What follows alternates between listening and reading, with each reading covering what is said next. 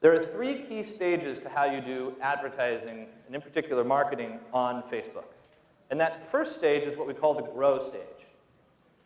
If you're expecting to be able to take your website, buy a bunch of ads, and link off of Facebook back to your website, you're going to be very disappointed in your performance.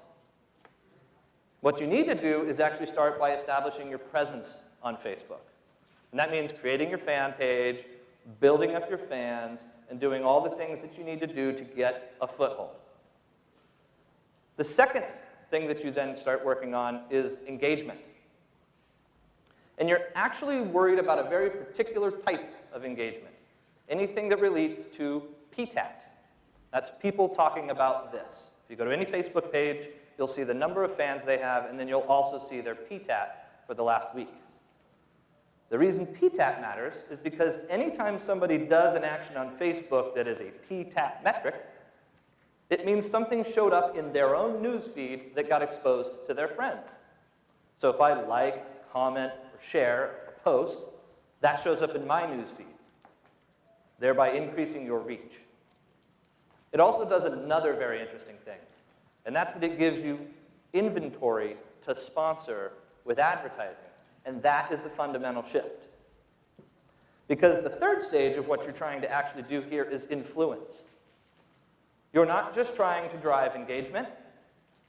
You're trying to get them to increase consideration for buying your product.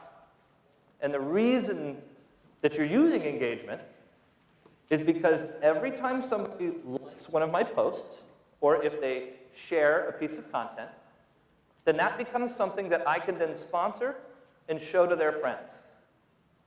And it's the difference between HBO telling me, you should watch Game of Thrones. And I say, no, I hate period pieces. And I don't care how many times you show me the trailer. You can hit me 7 different times with an impression. I'm still not watching your show. But my friend Peter Yared, who I know is not a period piece fan, says a comment about how awesome the show is. Suddenly I'm interested in looking at it. All the word-of-mouth stuff that we've been talking about for a long time fundamentally changes the way that we think about advertising in Facebook. The name of the game is not about getting a bullhorn so that your brand voice can be amplified. The name of the game is getting enough friends and fans to engage with your content so that you can amplify their interactions.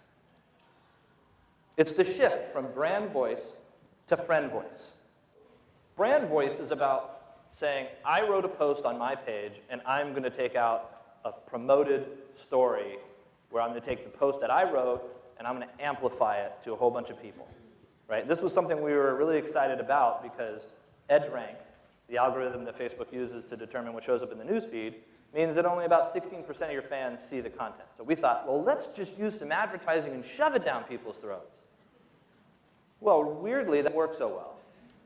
So what works way better is when you, instead of taking your own content and trying to amplify it, although you do need to do it a little bit because you need to encourage that engagement, spend the majority of your money amplifying all of the interactions of the people who are engaging with your content or posting on your page. Because that way, when that shows up in the news feed, it shows up as that person's face and then has the content in there. And of course, that has a lot more impact on whether or not you're actually going to make a transaction or engage with that company.